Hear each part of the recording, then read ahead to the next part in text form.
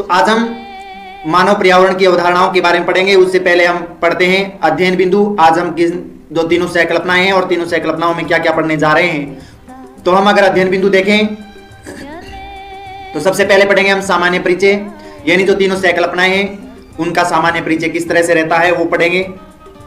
उसके बाद में मानव पर्यावरण का ऐतिहासिक विकास किस तरह से हुआ था उसके बारे में हम पढ़ेंगे। उसके बाद में हम एक एक सहकल्पनाओं के बारे में पढ़ेंगे, जिसमें हम निश्चयवाद और निश्चयवाद का परिचय, उसमें उदाहरण और उससे संबंधित जो विद्वान थे उनके बारे में, उसके बारे में उनकी आलोचनाएं किस तरह से हुई थी निश्चयवाद की, उसके बारे में हम विस्तार से चर्चा करेंगे।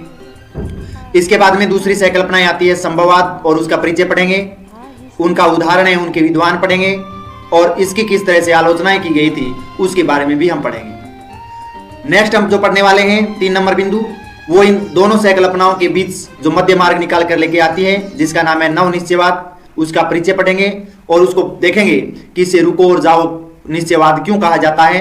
तो नव निश्चयवाद में उदाहरण और उसके से संबंधित विद्वान के बारे में पढ़ेंगे। अंत में जो 4 नंबर बिंदु पढ़ेंगे वो पर्यावरण का मानव पर प्रभाव किस तरह से पड़ा था, पर्यावरण है वो मानव पर किस तरह से अपना प्रभाव स्थापित करती है। और 5 नंबर जो बिंदु पढ़ेंगे वो पढ़ेंगे मानव का पर्यावरण पर किस तरह से प्रभाव पड़ा था। यानी इन दोनों विपरीत हम बिंदु पढ़ेंगे 4 और 5 नंबर, यानी पर्यावरण का मानव पर किस तरह से प्रभाव पड़ा और मानव का पर्यावरण पर किस तरह से प्रभाव पड़ा।